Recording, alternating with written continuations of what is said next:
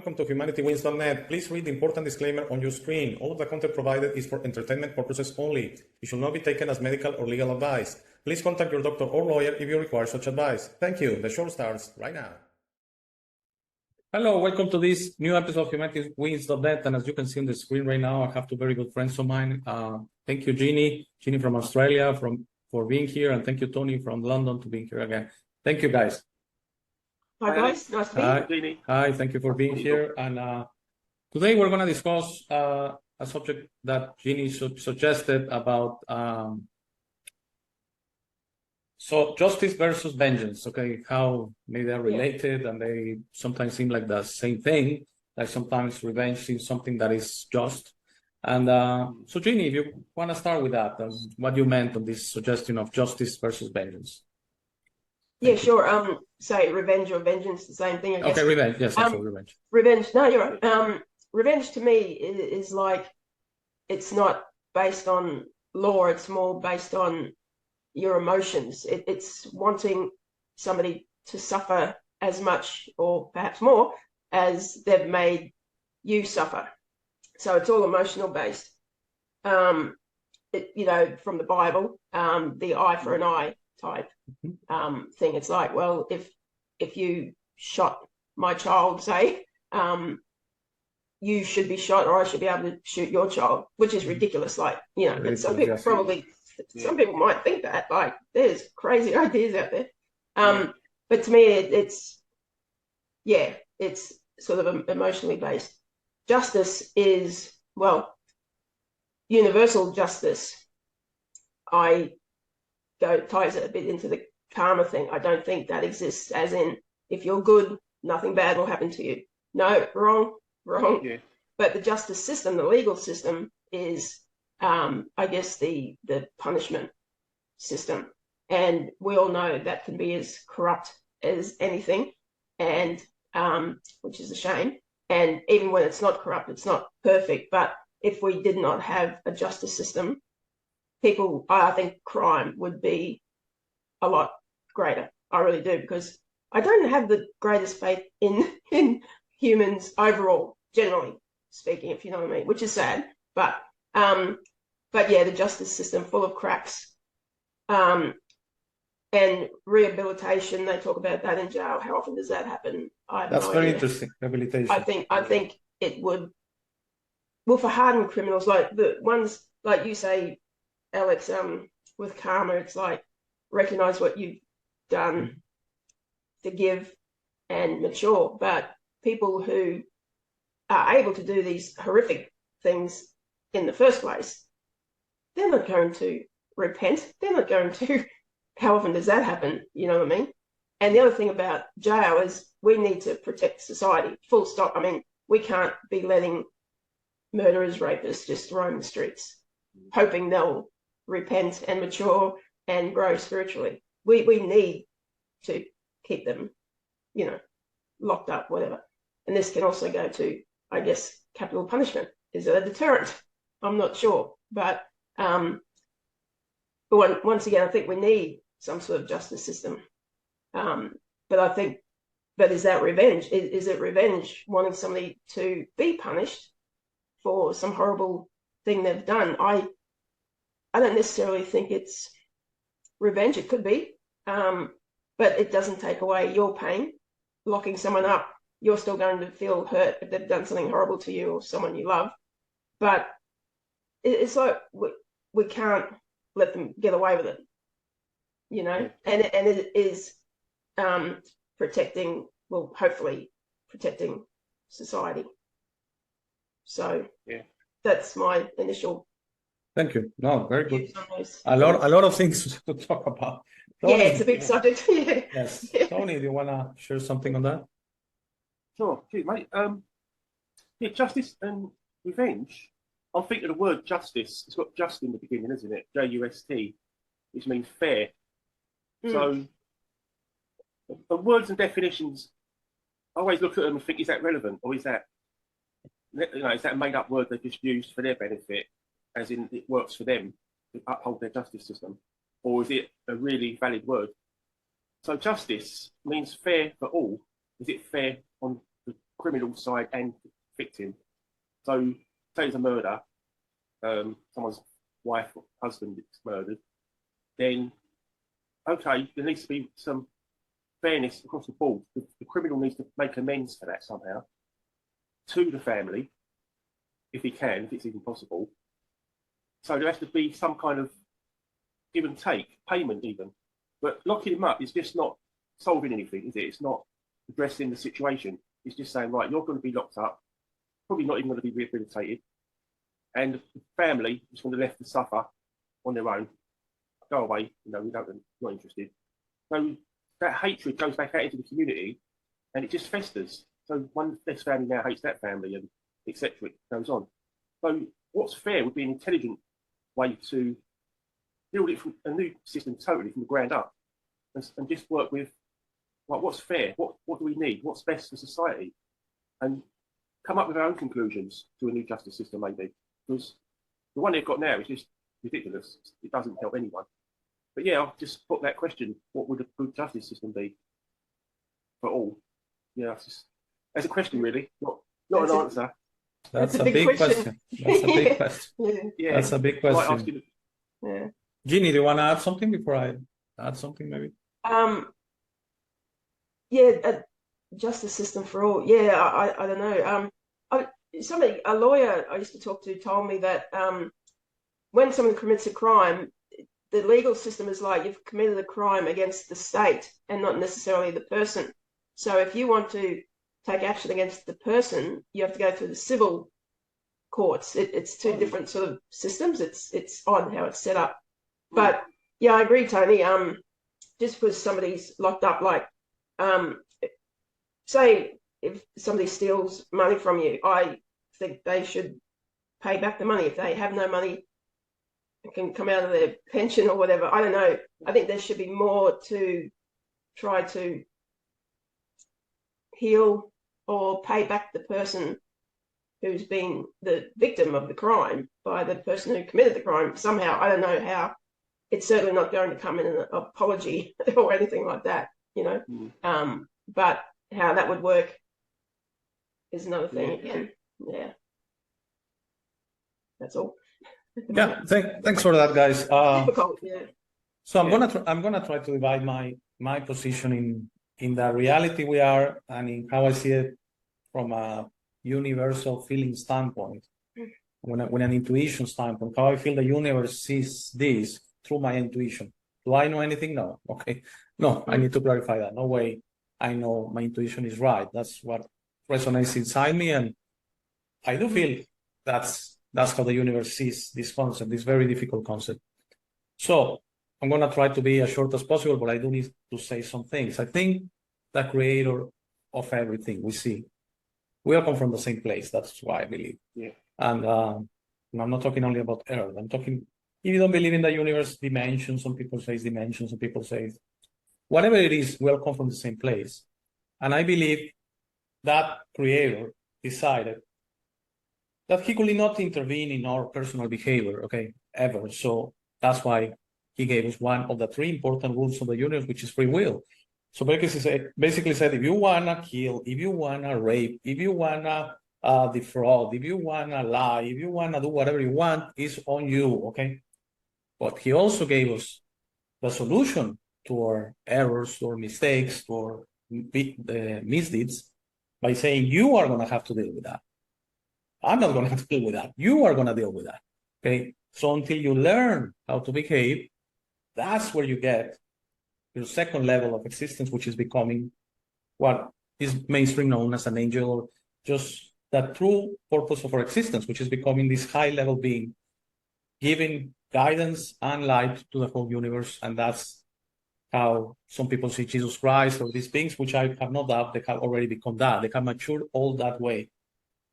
And a lot of things are in play there, humility and understanding, but mostly is promising yourself that once you have understood a mistake, once you have forgiven yourself, you have to go on through the process. You are never going to do it ever again, but truly ever again. There are no justifications. Okay? And Jeannie, you don't know this because we haven't spoken, but I had a show with Tony last week. And just recently, in these past few days, I discovered that one of my employees was stealing from me. Okay? Oh, really? So when yes, Yes. So when I confront this, no longer with the company, and that's all dealt with. But when I confronted him, because he had been with me for more than 10 years, 10 years, 8 months. Okay, so that was a while. He hasn't stolen the whole way. That's recent, 2 to 3 years. He really didn't precise when.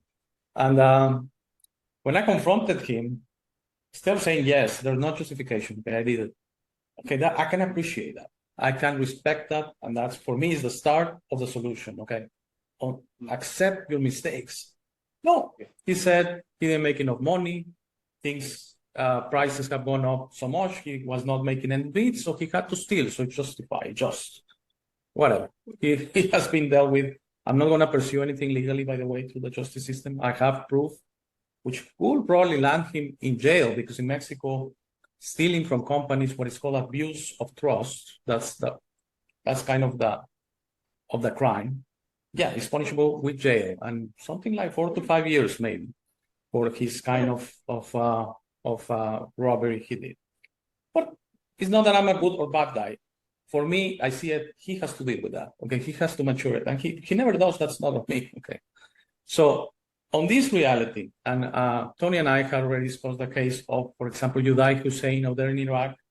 He was the oldest son of Saddam Hussein when he was president. So for like 20 years, 30 years, when he became he was in his 20s, 30s, he was out there doing awful things in Iraq. He will go out with a Ferrari or his Porsche, or he had all these luxury cars, to high schools out there in Baghdad, and he would pick a girl, and of course the girl would be impressed with the car, or this Uday Hussein or something.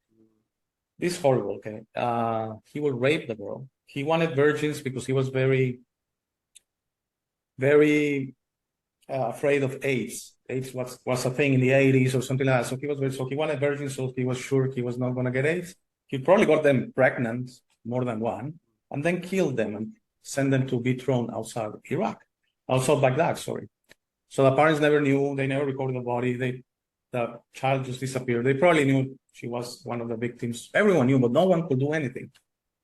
So for me, that's exhibit A, that we cannot have that, okay? We cannot have someone doing that in the world with a machine gun going house to house and shooting everyone, or raping everyone, or doing something to everyone, okay? That's my conflict. But the way the universe sees it is, you have free will, you have to understand what you have done, you have to forgive yourself. And then is when the universe wins, is when you say, I'll never be this again. I'll never do this again. So that's so difficult to explain, because I have this conflict that that's the way, okay? And the Uday Husseins are glitches on the system. They're kind of part of the process of the universe, trying to get through this loving, caring place, everything about love, but through our own learning through the way, not suffering. That's why I don't agree karma is suffering. I'm not saying this guy should be killed 1,000 times so he can get it. I'm saying that this guy needs to do what he has done. And of course, karma is something so difficult to explain, because if you do something to someone, as little as possible, it's still karma, okay? And someone will say, well, that's not comparison to Uday Hussein. That's a lot of karma. That's the difference. But still, karma is karma. It's like $1 and $1 million, but it's still dollars, okay? So, so that's the universal part. On this reality on Earth, I do believe these kind of people shouldn't be free. But I also think that the justice system, on a very exceptional cases, it works. But one I saw in a movie that, it's a movie, of course it's fiction, but I don't know if you guys remember that Shawshank Redemption movie, very well known. Yeah. And so the character of Morgan Freeman at the beginning of the movie, he is going to his parole meeting, which basically, for the ones that don't know, that is basically a meeting that you have the chance to be pardoned in a way, which is not really pardoned completely, because you're allowed to be free, but every week you have to sign, you cannot leave the state. You have a parole officer, which basically checks if you do any kind of crime, you're going back to serve your sentence. But it's kind of a pardon, a way to reintegrate into society. And apparently the concept is, let's see if you are rehabilitated, so you are able to be a part of productive member of society. So on the first one, he's all apologetic, and yes, of course, I repent, I was wrong, of course, denied, okay? Then on the 30-year one, I don't recall how it went, or they showed it on the movie, but but on the 40-year one, and after his friend has left, has escaped the prison, he's there and he's like, "You do whatever you want, okay? I know I was wrong, but I don't care to explain it to you. I see that as true karma." He truly got it. He said, "You know what I want to do? Is I want to go back in time and tell that idiot at 16 years old, he's wrong. I know it now. But you believe what you want. I don't care because I know now. So you do as you please." And they accept it and he's free. Okay. Mhm. So I think they're showing us a little breadcrumb there in the movie that, it's not about the punishment. You can punish someone 100 years. He could still not get it. Okay. And sometimes these people go into prison for 10 years, they come out worse than they went in. They made a mistake, they go to prison. Now that's why I don't want to pursue this. I'm not saying this is a good guy that did this to me. He's what it is. It's not on me. But if I pursue this legally, which is not going to serve me anything at all, and I send this guy to jail for 4 years, he's truly going to come out a criminal. Okay. So am I helping him, or I'm trying to put it on him to try to figure out what he did? So it's such a difficult subject. I thank you for recommending, but it's such a difficult subject for me because Yes, I it is. understand you completely that in this reality, we cannot allow rapists, killers, defrauders, robbers rampant, okay? But at the same time, like you and Tony both are saying, is the system working? I don't know about that. I don't think so. And we all know the system could be gamed. I just want to share, before I stop talking, a little story, very well known in my city. This happened like 30 years ago. This person lost his job. He was in garbage collector or something like that.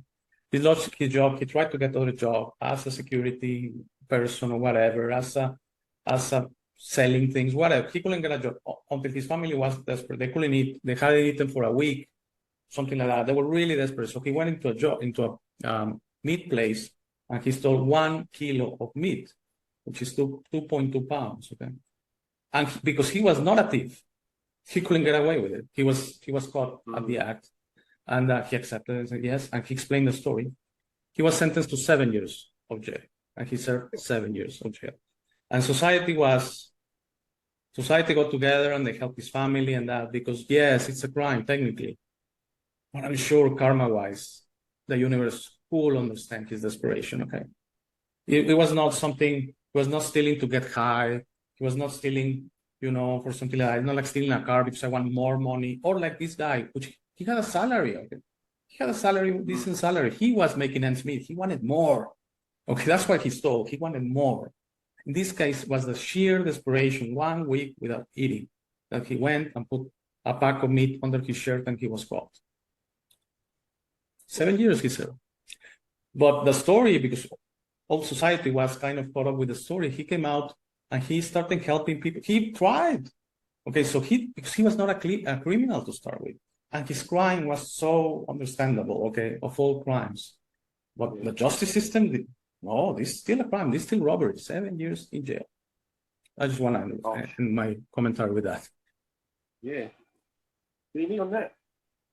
Well, that's ridiculous. That's the opposite extreme, isn't it? Like, Yeah. but I wonder why. Like, did he not have friends who could have helped, or They food probably banks, or I don't know. Probably I don't family and friends had already helped, but his situation was, I don't know. I don't know that detail that I really don't know. I'm speculating. But but I think No, sometimes people are very desperate. And just to end with this, Union, I'll let you talk. That's why we have to understand that sometimes people are so desperate, for example, for immigration. Okay, and I know it's a big deal in Europe right now with all the African immigration. I know it's a big deal in the United States with all the Latin American immigration. But some they have a good life in their country and they want the American dream, or they want the German dream, or they want the Italian dream, or French dream, or UK dream. Yes, some are like that. But some are literally dying of hunger in their countries, or prosecuted or pursued by the system. For example, I could understand someone fleeing Baghdad on the Hussein years if I had daughters. I mean, what's my only way to protect and take them out of this country? Okay, I don't care if I'm gonna clean toilets or whatever I'm gonna do. I can understand that a good percentage of immigrants are desperate. Okay, like this guy was desperate. So Does that make it less of a crime to go illegally to a country? No, that's still a crime. But I think there are crimes and crimes. That's one. Go ahead, Jenny. I'm sorry. Yeah, our laws were meant to be broken, hey, and the law's an ass. Yeah, with Saddam Hussein, and this is the whole problem with the world, right? The ones in charge of all the legal systems, as we know, how many of those are corrupt? That's part of the whole problem, obviously, and that's why we can't stop the real top evildoers of the world, right? I find it really, I get the free will thing, but where's the young women or kids' free wills not to be raped? You know, like, and someone like Saddam Hussein, really evil people are not going to go away, sit in a corner, meditate, and think, oh, gee, that probably was wrong. I won't do it again. No, no, no. To me, they should be taken out. But they're protected because they're the top echelon of evil, right? I totally agree. I but think where are they going? I mean, we agree. Maybe. I mean, that the argument works differently. If these are only life, then if you take them out, they're done. They're darkness. Okay, but if we go on forever, let's assume that. That's how maybe the universe sees it. Like, okay, this is an experience. You're doing bad. I know this sounds awful. Okay, but I need to clarify. This sounds awful. But you are Uday Hussein as an eternal being. Yeah, you really made bad points here. And how are you going to clear that? Again, no summation system. Oh no, yeah, now you're going to be the best thing in the world, and that no, you need to go through what you did. Okay. I mean, it's like having kids in a way. I see it. That's the way I see it. Maybe that's the way I see it. That doesn't matter what your kids do in the sense, of course, they fail a course, of course. That the important thing is they learn what they have done, okay, and the consequences and all that. You punishment all you want. I see kids that have gone into drugs and, you know, awful stealing cars and for no reason at all. Because everything was about the punishment. So once the punishment is done, I'm come free. I can do whatever I want again. There's no really understanding. And that's how you unfortunately see the justice system. So I steal something, I go to jail, I get out, I pay my debt. Do you really? You pay your debt if you come out and say, I won't steal again ever. And I know I've done wrong. That you did really pay your debt. But if you come out and you the first thing you're like you see movies, you're trying to steal again, you're trying to get your old band again together to do it. And if you're a killer, you kill again. Then have you really paid your debt? Is it a summation system of saying, I'm gonna go to jail, I pay my debt, and then I go back, or my debt is for them to kill me and that's it? Does it really, like you say, brings anyone back from life or anything like that? Very difficult subject. I'm sorry, Jimmy. No, you're right. You're right. I guess this is my sometimes despairing at justice. I really hate the fact that there's no real justice in the world. You know, if the world was fair, if there weren't evil people running it, things might be better. These people would probably be stopped, but that's not how the world is. And I find it also difficult to the whole notion. People keep saying the creator is loving. If I had the power to stop a kid being harmed, I would do it. I couldn't sit back and say, oh, well, that rapist has got free will, kid. I'm sorry. You'll just have to, you know, it's a spiritual journey. I'm sorry. I couldn't, like, and people say, well, you don't understand God's love. It's different. Well, sorry. If I had the power to stop these things, I would. I get the spiritual. Yes. Yeah. We have two things here. Practicality. Maybe, maybe 12 lifetimes down the track, I know he will evolve. But in the meantime, how can we sit back and let him do it? And I understand completely. Lock him up forever. I understand completely, and that's, you know, Ginny, you made an excellent point. I want to clarify because that's one of the many reasons, and I'm not saying it's your case, okay? But there's people that hate God, okay? That, you know, no, God doesn't exist, and if he exists, he's evil, he's Satan or whatever, because how does he allow everything that is going on? We have just touched the surface that right now, as we're speaking, there are children being abused, killed, dying of hunger. There's people suffering horrible acts. There's people being killed all around the world for sure. I mean, I'm totally sure. There's no need to look it up. Okay, that happens every day and continues to happen.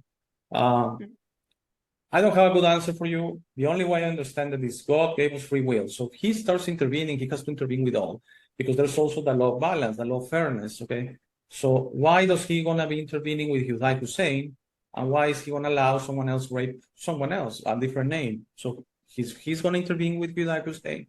He's gonna intervene, and then when I do something, which I certainly do, misdeeds every day, suddenly I'm going to be stopped and say, no, because you're doing a misdeed, or you're thinking a misdeed, or so suddenly everything comes to a halt, because we're so imperfect that the whole universe stops if there's no free will. Okay. It seems very easy, Jeannie, because we do believe at heart that we kind of, how can I explain it? That I had a show about this, and you want to go and look at it, because there's this gentleman that explains if God is going to stop free will, he might start with you or me. Okay. So everything will come to a stop. The universe is moved by free will. Okay. Yeah. It's this the way I see it, honestly, is we have to try or to shoot for maturity. We have to try for understanding the rules, which are very simple. They were given to us. I'm sure of that. When we're created, they were given to us. God wouldn't allow us to be in the dark about this. He was very clear, okay? Don't interfere and accept all interference. Yes, even if you're killed. The law balance, everyone is going to get the same chance. You're not special, but you're as beautiful as everyone. And you have free will, but your free will ends when you interfere. It works with law 1 and law 2. You interfere, you break balance, you feel you are more than others, you feel you deserve more than others, your free will stops, okay? So I want to be the king of the world. No, that doesn't work. There's no way that works, because that violates the rules of the Father. So I do believe he's watching and saying, and he's happy and he's at peace because he knows the end product. We are all going to get it. Okay? We're all going to heaven in a way. We're all becoming stars and angels. It's just going to take time. So yes, Saddam Hussein, he's going to be an angel someday. Maybe he's going to go through trillions of years demonized, thinking, oh, what I've done, until he feels, I forgive myself, and I'm never going to rape another child again. I know it's wrong. And I know that doesn't seem as a reparation, but for the universe, that's good enough, saying, okay, you got it, okay? We're home free in that sense, okay? Such a difficult subject, Dini. I really like it. This is going to be a historic one, because it's, you really make a very good point. So I need to clarify, in a spiritual sense, that's what I'm saying.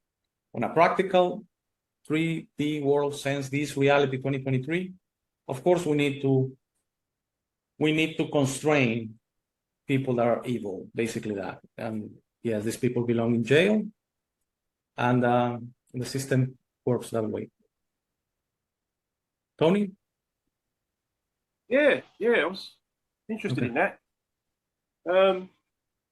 I have an open mind with everything, so I don't have any rules apart from my conscience, which isn't a rule, it's just how I feel. So anything to do with, a law, like you say, balance, interference, and free will. I agree with the free will bit, because I feel that I have free will.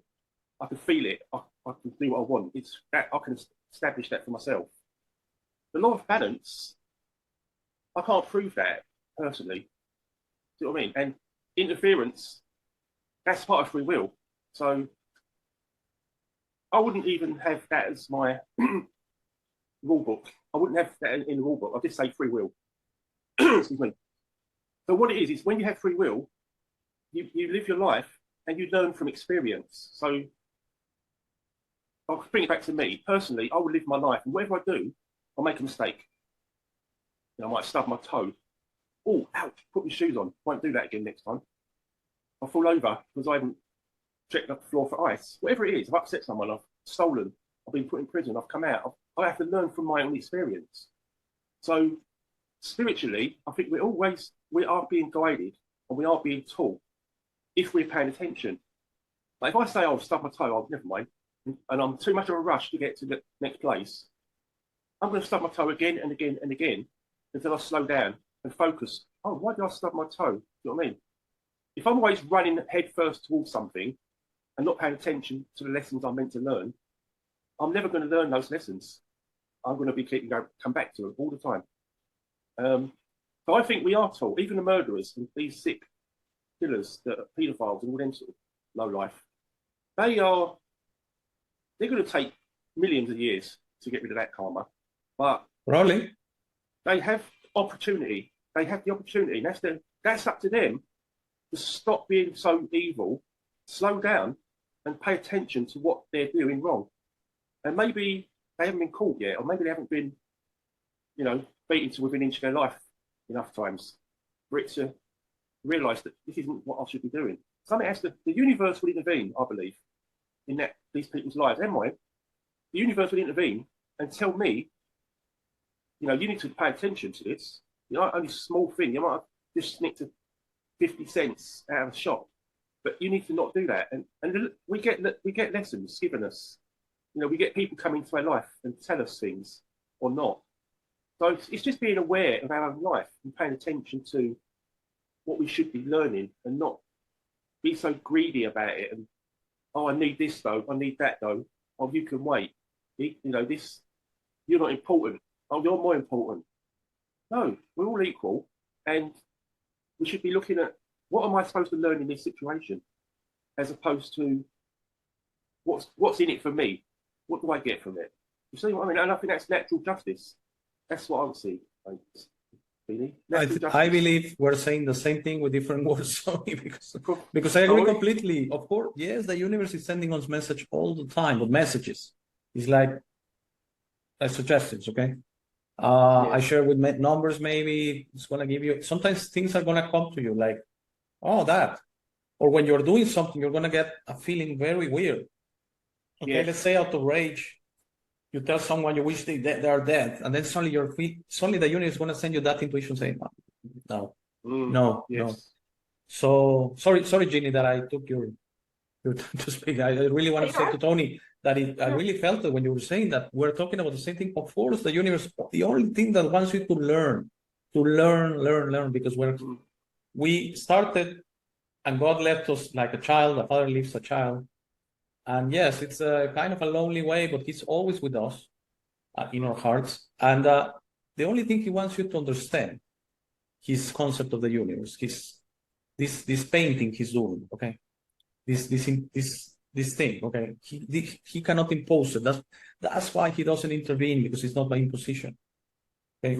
He wants you to truly. So if you knew that all your children were gonna get it someday, it's not that he doesn't feel when someone is suffering. I think he feels all of us suffering. But he has to restrain and say, this is the way.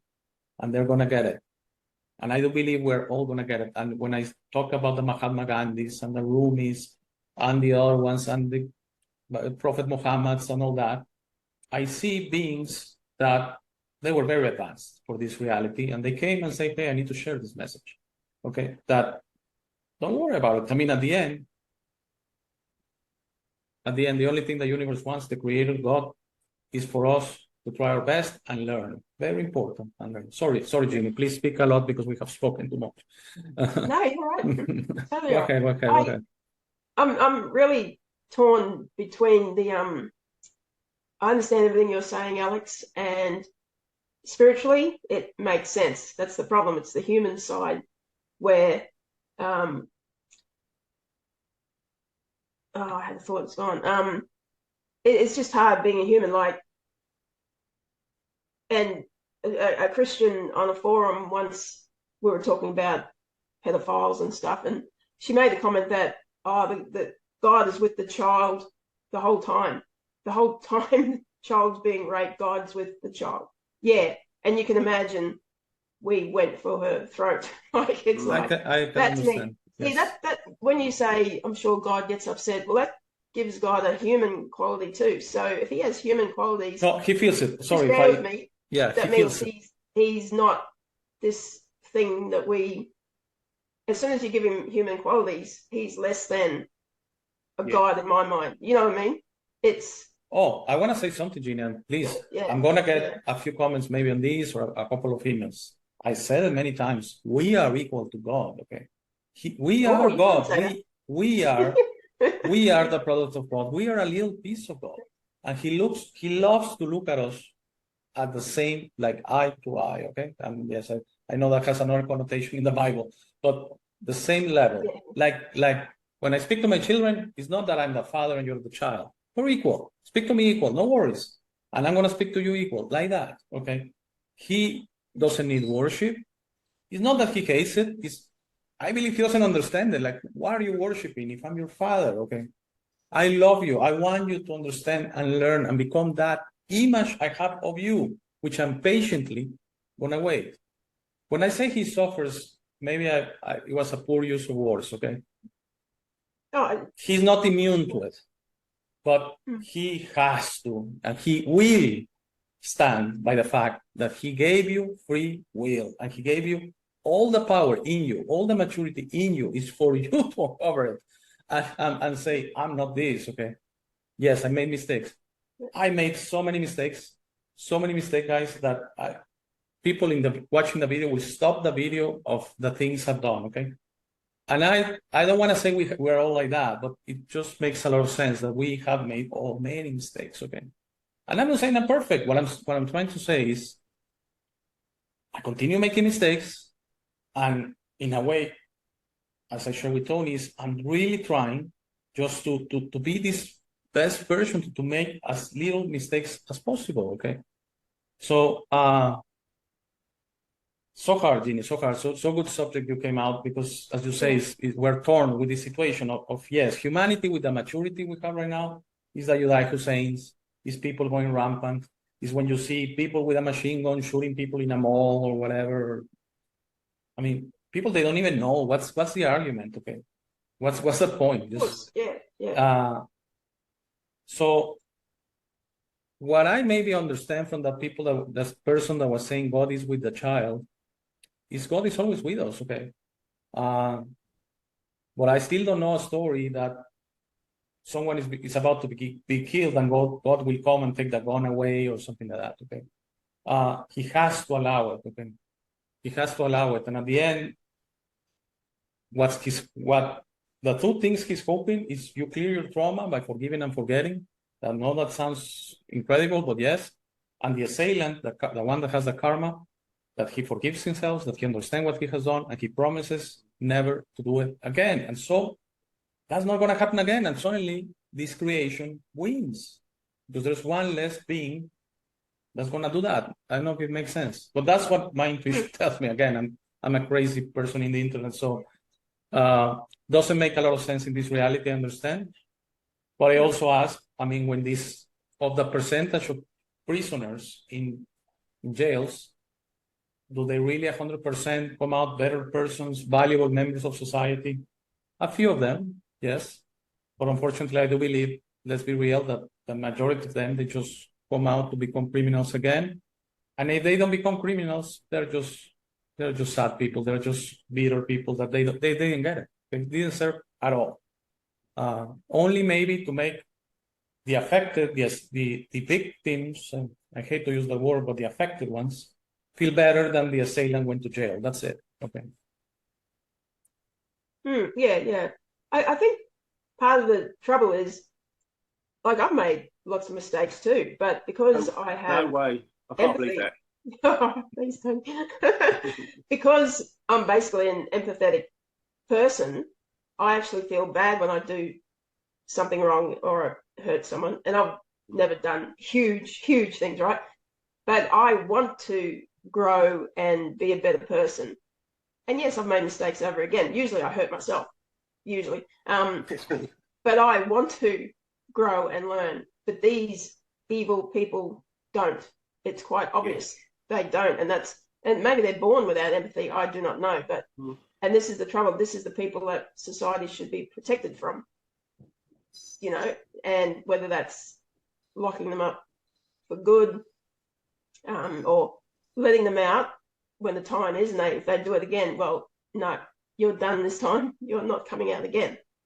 And I'm not talking, not paying your parking fines. I'm talking really big stuff that we should be protected from, and I don't think these sort of people have the ability or the want, even if they know they're doing wrong, they don't care, and that's the big difference, you know. Yeah. So, I agree. Tony? Yeah, it sparked me off with an idea, kindling, better throw some tinder on it. Yeah, people that are born without conscience, I've heard that before, or soul. I think it's like a drug addict or someone who's an alcoholic. Once they're under the influence of whatever it is they get off on, whatever it is that lights their fire, whether it's abusing someone, murder, rape, whatever it is, that's their drug of choice, so-called. So therefore, once they're doing that thing, their mind isn't their own. They're like it's like a drug-fueled experience. You see what I mean? Like certain people can get on, they're on an adrenaline frequency. So if you speak to certain people, they don't just talk to you, they shout at you. And they're animated and, yeah, and I saw this thing, right? And they're like that. And they're getting adrenaline rush from their activity. And it's the same with drink. You change your emotional state because of the drink or the drug. And some of these demonic people, if they're that twisted and they're doing paedophilia, murder, rape, like Ted Bundy, he used to lose memory. He had black hat and come round, and he was in some altered state when he was in it. And it's like, whether that's demonic or whether that's like a drug addicted, a drug fueled episode, I'm not sure, but they're definitely getting some sort of kick off it, like a drug, and that maybe is too addictive for them to change their ways. You see what I mean? It's a tug of war between, well, I don't want to stop doing it because I get too much enjoyment from it, sick enjoyment, but I know I should stop doing it. It's like me and Alex talked about the other day about drinking drugs and doing the right thing. It's the choice, their choice. It's their choice, and it's between them and God at the end of the day. And that's hard for us to sit back and say, well, you know, I'm not happy with that. You should at least lock them up. Yeah, I agree with that bit. But I think it's an individual spiritual battle with each of us. We each have to fight. So I have to restrain myself with certain things like patience or anger or certain people that trigger me. I have to really rein it in and hold my horses. And that's my battle. That's my on that level. But it also, if I don't keep myself together, composed, I'll become a wild horse. They're just creating chaos. So I think it's each individual, it's their contract with God or their spiritual deal with God. And that's their lesson in this life to learn. That's their karmic tests that they've got to overcome. And whether I'm a little bit of a shoplifter or I'm a mass murderer, that's that person's test and that's the person's test. And I've got my test, we've all got our own tests. But that's the only way I can rationalise it. Yeah, I can't see it as anything other than God made me, He set me my tests. It's between me and God. Same as the shoplifter or the mass murderer. It's an individual karma that we have. And I don't know how else to rationalise it. Yeah, that's what I would. And sorry, Ginny, if I take this again. Tony, I agree again.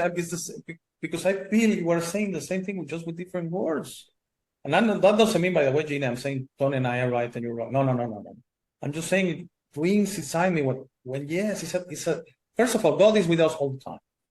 You've got an alarm clock in your pocket. That's what it is. So I hear it depends how you view God or whether you believe in God too, obviously. Yeah. He's whoever, yes, he's with us all the time. And I want to say something. I don't believe this is a duality reality. Is your phone on vibrate? Is your phone on vibrate in your pocket? No, why? No. You keep saying it rings with me. No, here.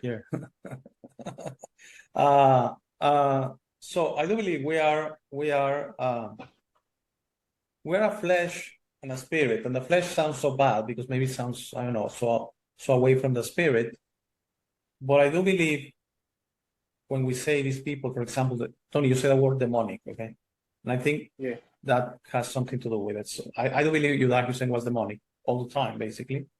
I do believe we all have demons, by the way, but we keep them at bay. Let's just call it like that. And we had a show a long time ago, Tony, you and I, that maybe alcohol and drugs bring out these demons. They kind of suppress you in a way so the demon comes out. And and that's why some people are very bad drunks. And we have a word for that here in Inhibition. Mexico. But yeah, no, I love- and violent. Inhibition.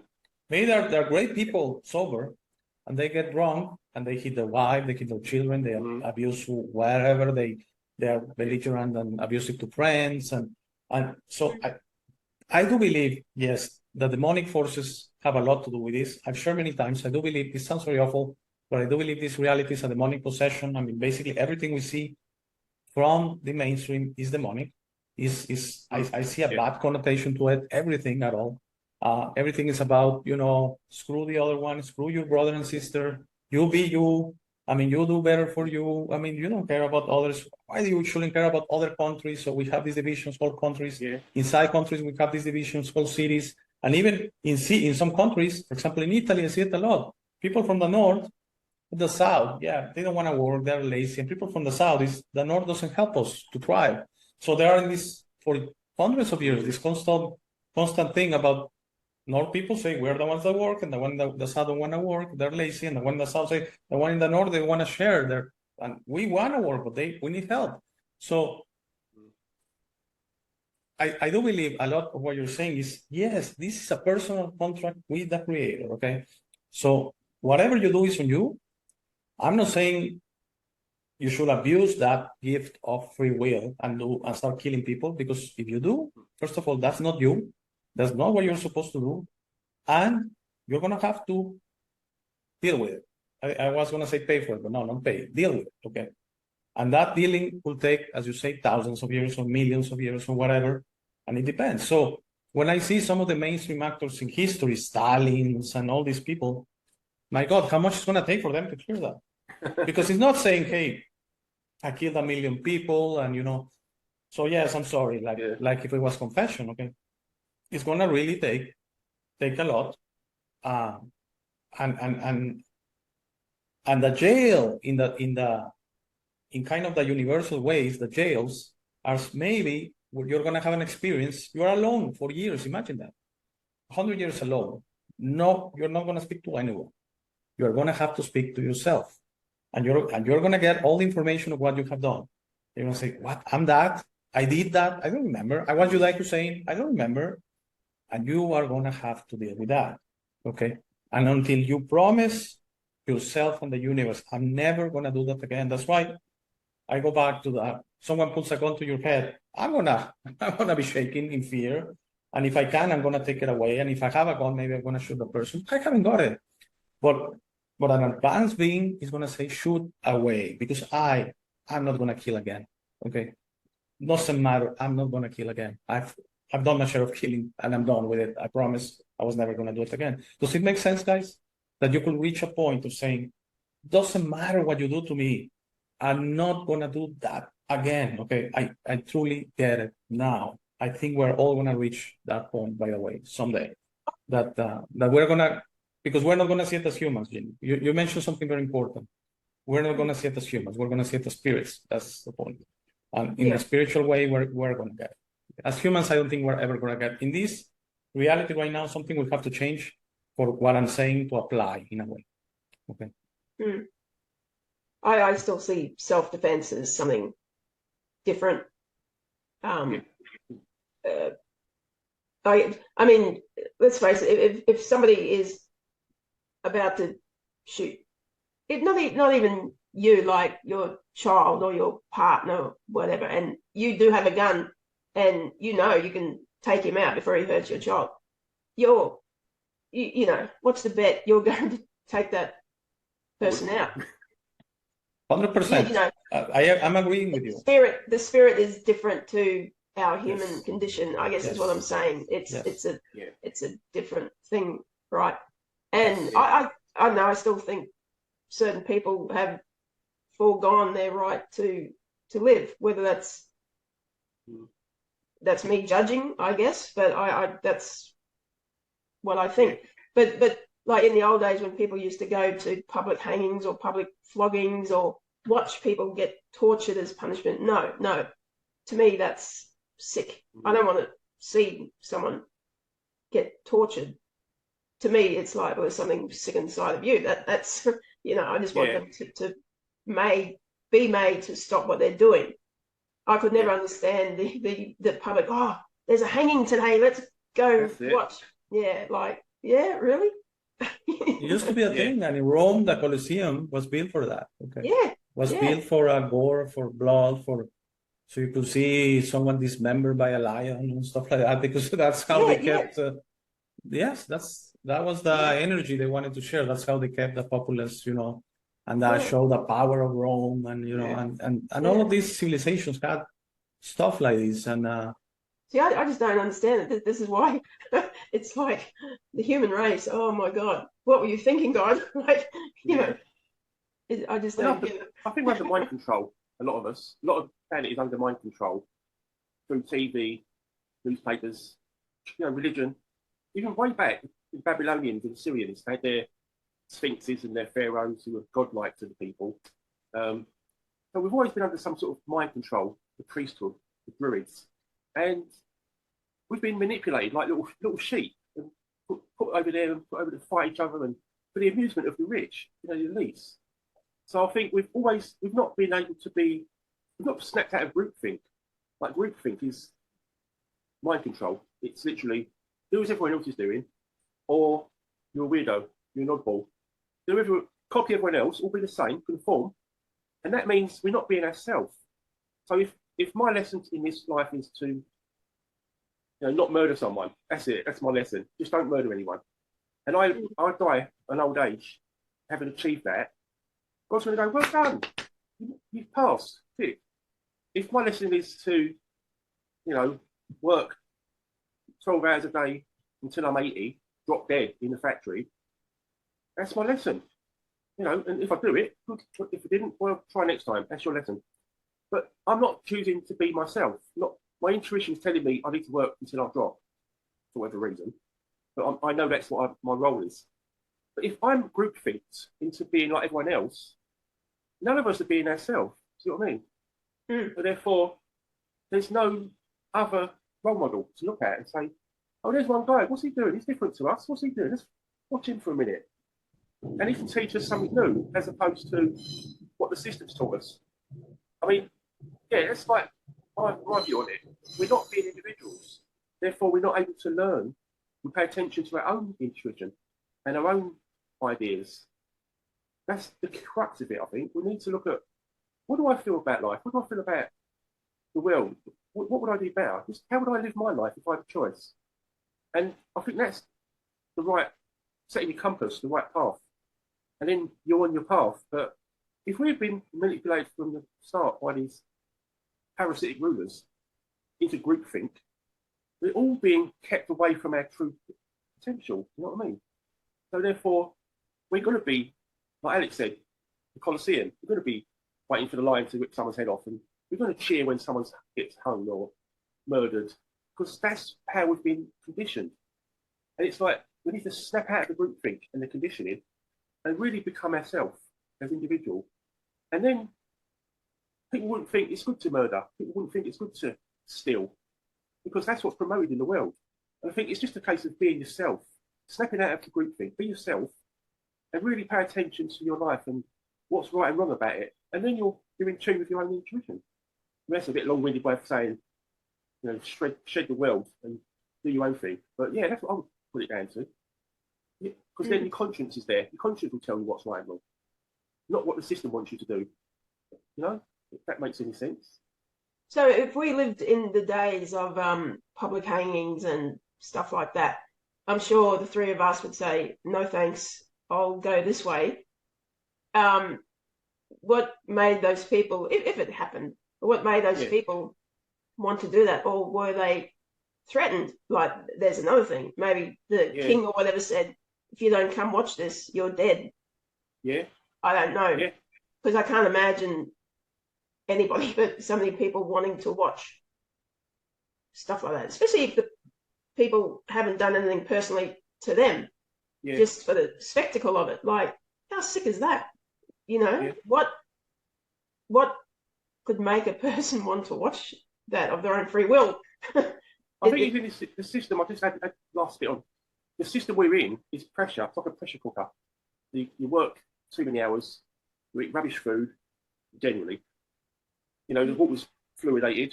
You're given pills, poisonous pills to get well. The whole system is like a pressure cooker, a toxic pressure cooker.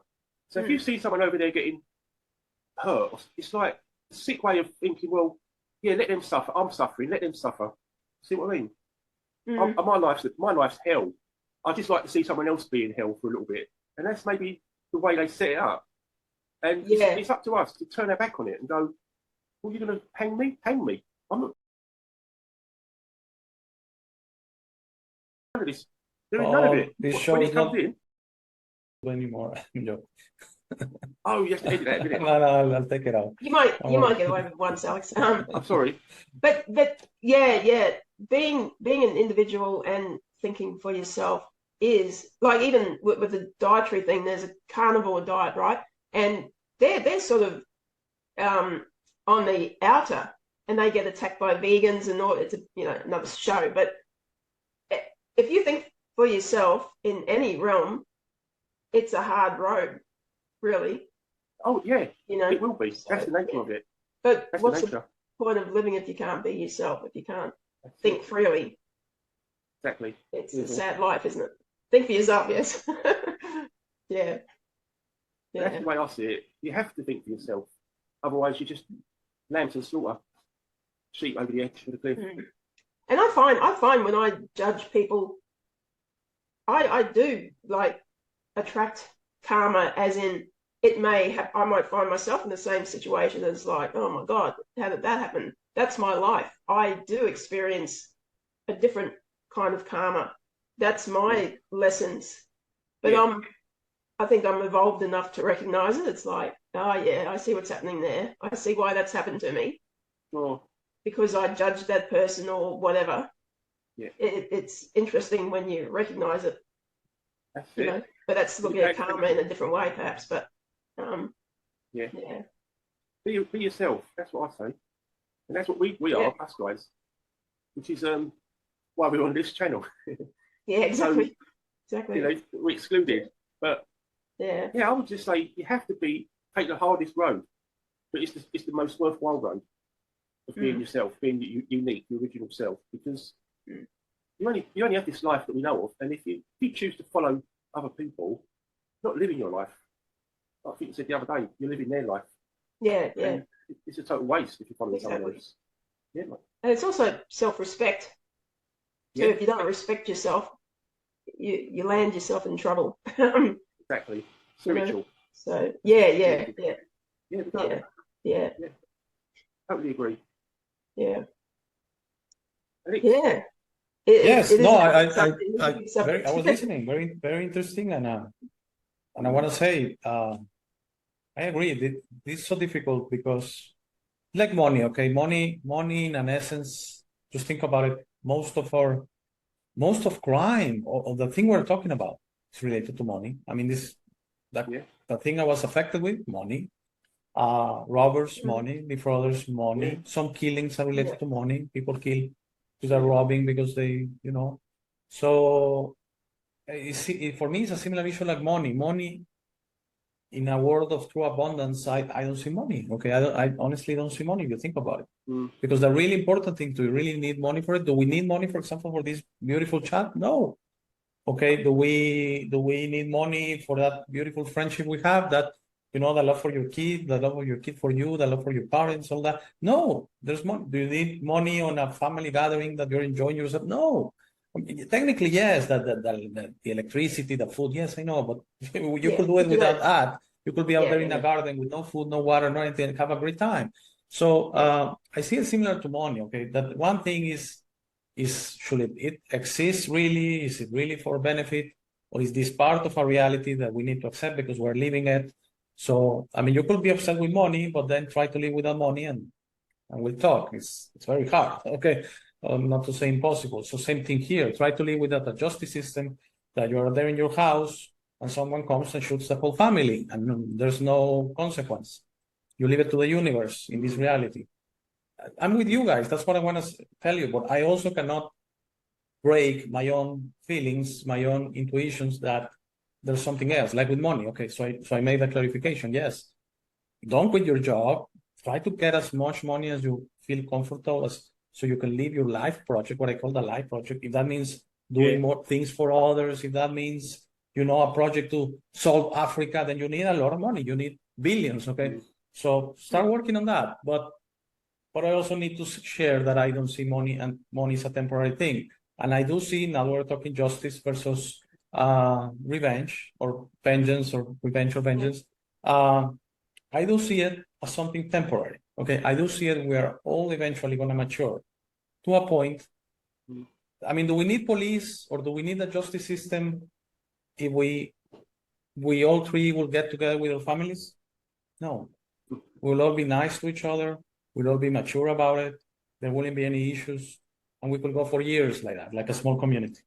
Okay, do you need a justice system in a small community, that has gone 500 inhabitants? No, usually crime or usually something has to come from the outside, okay? Someone passing by the town or something like that. People like that, they care for each other, they work for each other, and that's what I'm trying to say. I see that as a future of humanity. So I know it sounds very unlikely, but I do see it. And I think our hearts are filled with love, okay? And I want to share something about the guy that robbed me. So during his last week, during his lunchtime, I changed all the passwords and that, as he was in home office, working remotely. And so during his lunch hour, I did that. And then he said, I cannot go in. And said, yeah, we need to talk. So I called him up. Yeah.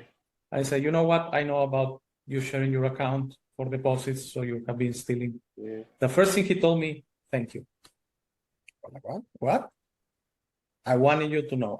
It's like very strange. Then he changed his tune that, he needed money, inflation. Yes, after 5 minutes. But the first intuition that came to me was, I was tired of lying. I was tired of robbing. Something like that, okay? So that came to me because I know he's good at heart. I know he's a good guy, okay? He lost his way. But the first thing he told me is, thank you for finding out, so I can stop it. Okay. Conscience. You see? Sorry? Conscience. Whatever you want to call it. That's the first thing I wanted to share. And the second, there's this series on Netflix about these killings in the Chicago area in the 1980s. Very well-known case. I don't remember the name of the killer. He killed homosexuals out there in Chicago. So they eventually, yes, very well-known story. And they eventually find out, and he's sentenced to death. Death is in Illinois, Chicago, Illinois. It's something, not all states in the United States have it, but they do have it in Illinois. And so he's sentenced to death. And what Ginny is saying, that happened. The last few scenes of the series is people gathering at the execution of the guy. Do you think, I think it was 30-something dead. I'm completely sure there were people there that didn't know anyone that was affected by it. They were just there for the sheer, I don't know what it is, morbidness, being morbid or something, that someone was being executed, like the public hangings, Ginny is saying. So I don't know what's that about. I have to think that's something demonic in us, in all of us. That's why I say we all have demons, okay? We just keep them at bay. And yes, of course you think bad things. When that happened last week to me, I did go bad for a couple of hours or something. Like, and Tony knows about this person that has kind of shifted on me on the channel. And so you think bad things, okay?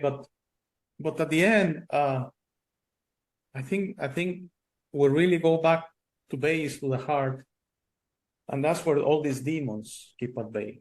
Okay, so I'm not justifying criminals. I'm not justifying Uday Hussein. I'm not justifying rapists and pedophiles. I'm not justifying them. But come on, I think there's something demonic. I don't see a loving being doing that. Okay. No, you are like possessed. Sorry. Yeah, well, obviously there's something wrong with them. Something very wrong. I think there's something different between thinking about doing something and actually doing it, because that's like the thought police. God's the thought police. He's going to punish you or whatever for thinking things. Yeah.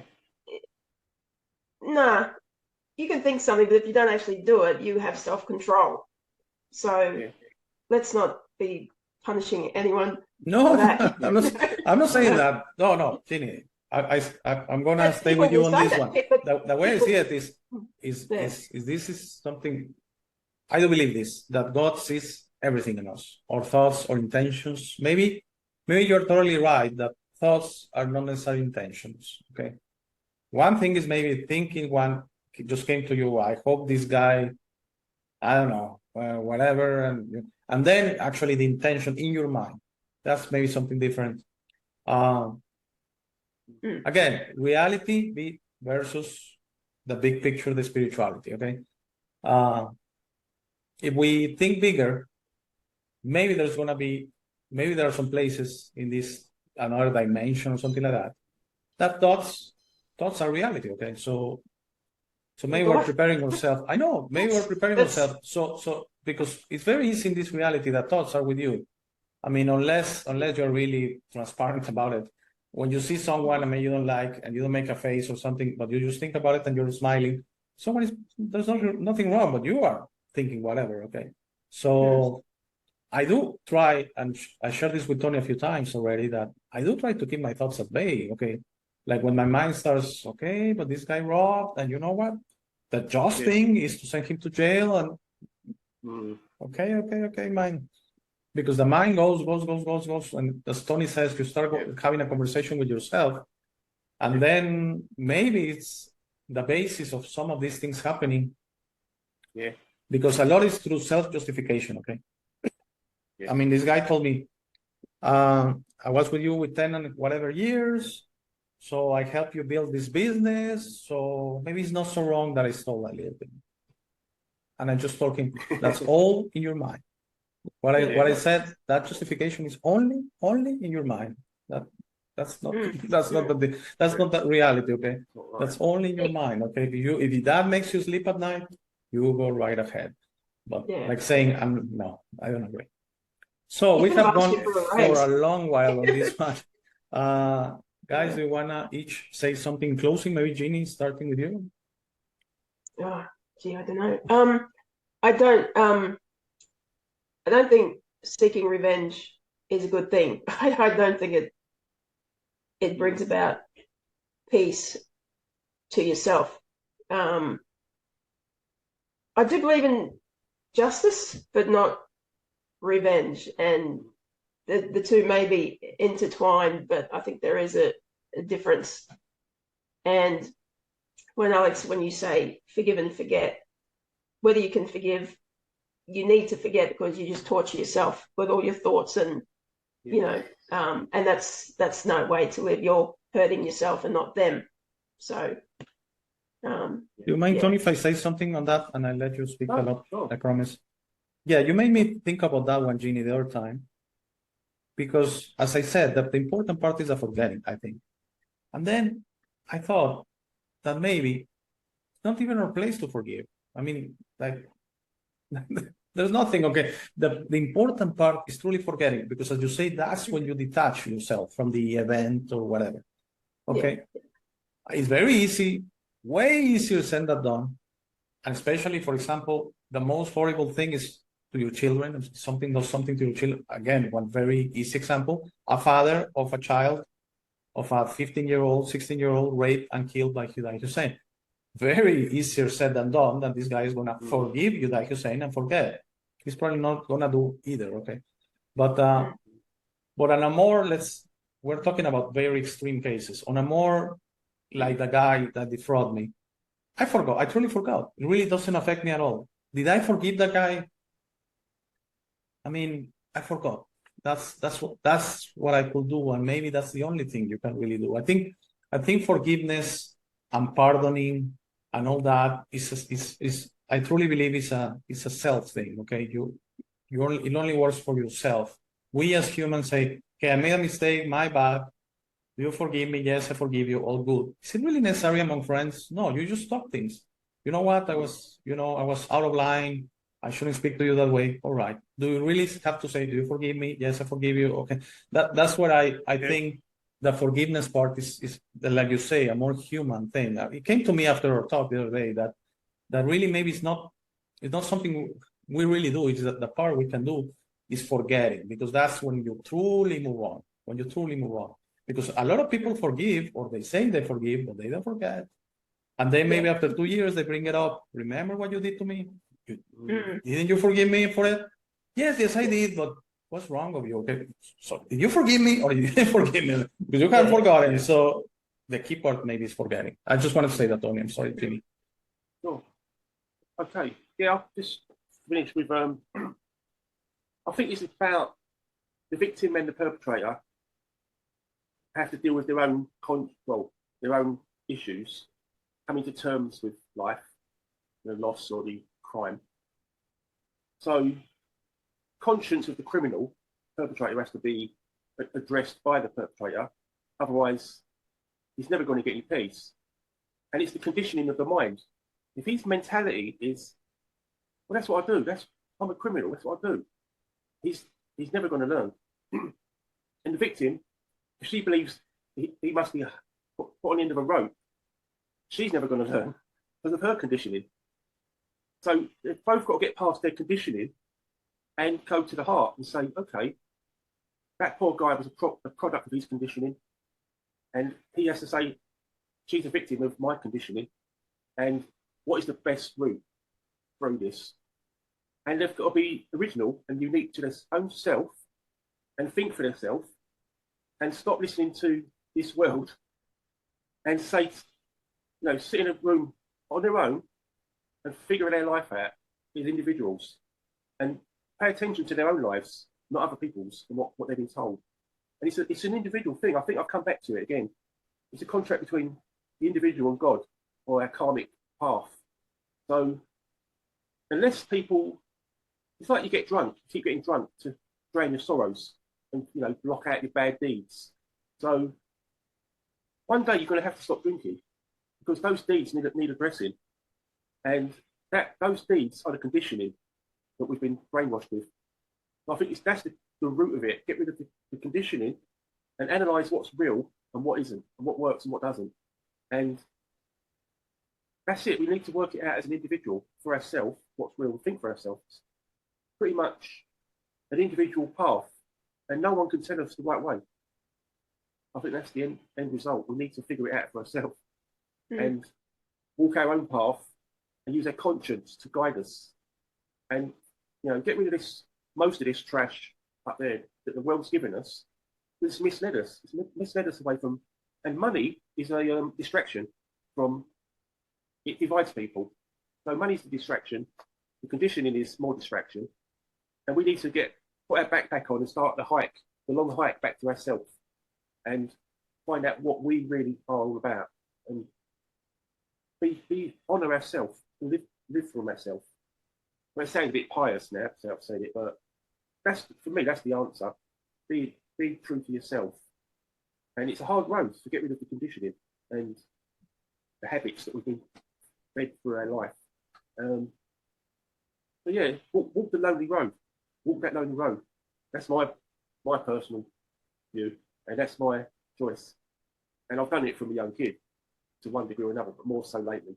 And I've never been more at peace. I've never been more at peace with myself, with people even. The clarity I get from being present. And being present is forgiving. Being present is okay, yeah, that's on you. I'm fine, I'm present. I don't carry it with me. I'm present. So yeah, these individuals, we need to figure it out for ourselves really earnestly. And it's not an easy life. Yeah. That's my little roundup. Well said. Thank you. Thank you, Tony. Yes, and you said something very important. I think most of these these gruesome act criminals, okay, the ones that kill a lot of people, the ones make a lot of people suffer, the ones that destroy families, the ones that abuse, violate, rape, and all this, they are on drugs most of the time. Okay, and I remember an interview of when things were very rough, like 10 to 15 years ago here, a lot of 18-year-olds, 16-year-olds were unfortunately, they went to work for the criminals. They kidnap people and they dismember people, awful things, okay? So one guy that is shown TV is like kind of a reform guy. How were you able to cope with it? Drugs. I was on drugs all the time. Yeah. Asleep or drugged. One of two, okay? Because you're not thinking about it. And I do believe, I share many times, that one thing is the brain, one thing is the heart, okay? you can suppress your heart, which is your spirituality, as much as you want. You still need a little bit to be alive, okay? A little bit. But I do believe some people are 99.9% flesh and 0.1% spirit, okay? But that spirit wants to creep in, it's really telling you, because you both were right. You both mentioned it, by the way, that morality, true morality is from within, okay? It's not something you are taught. I mean, we're not taught to be good beings. We know how to be good beings. We know it inside us, okay? That's from God. He knows. That's why he said, I taught you to be a good person, a good being. You have it in you to be good, and you have to be good because you are good, not because you're going to get good things out of it, okay? And so they were saying, how were you able to cope with it? Drugs all the time, and then asleep, drug, because if once you stop taking the drugs, or you are like that, and you like saying the stories, he was on drugs all the time since the morning, okay? He will wake up, have cocaine, have, marijuana, have whatever, have wood, have alcohol, and it was that, drugs, sex, alcohol, okay? Because maybe he stopped everything, he would have to stop and say, oh my God, what I have done, okay? What I have done. So that's why I say it has to be something. I don't want to justify humanity, but it has to be for these cases of the Stalins, of the Genghis Khans kicking millions out there in Mongolia or something. The African things that in one night they kill over 1 million people out there in I don't recall, it was in the 1990s. Sorry about that. Sorry? Tutsis. Yes, that's Tutsis. the Tutsis, yes. It's just the sheer weight of what you have done. You have to be inhumane, not humane, to be able to handle it. And that's why I do believe that drugs or whatever, they keep you in this state that you're numbed by everything you have done. Okay? Yeah. So I do believe we all have morality. I'm not saying we're in our way, we're in a line of the morality. So we're not that necessarily better or worse. It's just what we have it within us. It's not something. That's why I disagree with the system, because at the beginning of the show, we're talking that you are tried by the system. Remember, you mentioned that, Jim. And if you want to go on against the individual, it's more a civil case. Yes, because the system provides the laws and you broke the law. So they have to enforce that. But is it really the law or the morality? That's maybe that's the future show we should do. I mean, the true morality in us, that you do good not because you're afraid to go to jail, not because good things are going to come to you. You do good because that's the morality in you, okay? You see something that you need to act, and you perfectly know how to act. That there is no need for it to go through your brain or your memory or the laws. You don't need to even know the law. You see something, a situation, and you perfectly know how to act. And I believe, call me naive, but I believe if we all look a little bit more into the spirit, then criminals, everyone will know how to behave, okay? That's the thing. If we move from the flesh to the spirit, not 100%, because then there's no flesh. And that's what happens, I believe, when you die. You become 100% spirit. But in this reality, I think we could be more spirit. And I see it. Trust me, guys, I see it every day. That people are saying, I don't want to be upset anymore. I don't want to fight anymore. Yes, someone made a mistake on that. I'm gonna say thank you. I understand he made a mistake. I'm not gonna look for an enemy. I'm gonna patch things up with, I have a friend I haven't spoken for a few years. Let's patch things up. You know what happened? I don't know. Sometimes you don't even remember what happened. So you patch things up. This family member you haven't spoke, maybe a brother, maybe a sister, saying let's get it on again. Let's forget what happened, and I see it all the time. That's why I'm very at peace, like Tony's saying, Ginny. I'm also very at peace because I do believe this is the future, okay? We are not going to have to handle these demons in the future. They're just not going to exist. It's going to be like being on a small town that everyone likes each other, everyone is respectful to each other, and everyone knows how to behave with each other. You see a neighbor that needs help, you help. You are walking down the street and you see someone, you say, hello, Jeff, hello. That kind of thing, like, being nice and being positive all the time, okay? Not right now, that sometimes I see some societies, some countries especially, that they're all about, oh, everyone is out to get us, everyone, enemy. That's right. So thank you guys for this very long show. This is probably going to be the record, by the way. I think we're going to go for 1 hour and a half approximately. I don't know exactly the time, but something like that. Thank you very much. And for everyone watching, thank you. And please stay if you're a new subscriber for the last 2.5 minutes of the show. Thank you, guys. Thanks. Thank you, Andy. Thanks. Thank you for making it to this part of the video. This is my favorite part. This is where I suggest to you that you discover yourself. You are not what you have been groomed to believe. You are this incredible being without limits that has eternal life, amazing strength, infinite wisdom, and a big, beautiful heart. All your limits are always self-imposed. Your best version in this reality is inside you. Your only mission on this life is to become a beacon of love and guidance. This version is ready to be discovered today. How do you discover yourself? The discovery process is a personal one. No one can do it for you. Dedicate 5 minutes a day to talk to yourself and the universe. Request to be connected and ask, who am I? Where do I come from? You will start getting signs, breadcrumbs, and signals. You will notice how your notions about those realities start disappearing. No more hierarchies, no more competition, no more complaining, no more depending on others. Discovering yourself equals to breaking your matrix. Your self-imposed limits will fall, and you will be ready to serve humanity and help break this spell and deception on us. But you must be patient to allow others to wake up at their time through their own free will. That will be really soon, you will see, and that will start a new war. As you work towards your best version, you will notice how all emotions don't serve you anymore. Hate, fear, rage, pride, loss, envy, violence, justice, true violence, judgment of others, and other emotions will disappear from your mind and heart. You will understand those emotions serve only the evildoers and are not you. Please try to be understanding of others that don't think or feel like you. Everyone has a process. No one is right or wrong. We're all just different. Don't be concerned about being right, ever. Don't allow pride preventing you from patching things up with family and friends. It is very important you enjoy this life with your loved ones. Put in the work to patch things up and leave it to others to decide. Please relax and enjoy life. When everyone breaks their own matrix, humanity through our community consciousness will break the final spell. The new world will start and everything will gradually fall. Governments, hierarchies, and the medical and financial system will go from scarcity to abundance for all.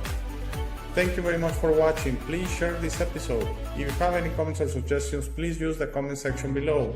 For private questions, conversations, and if you would like to appear on the show, please email me at hey@humanitywins.net.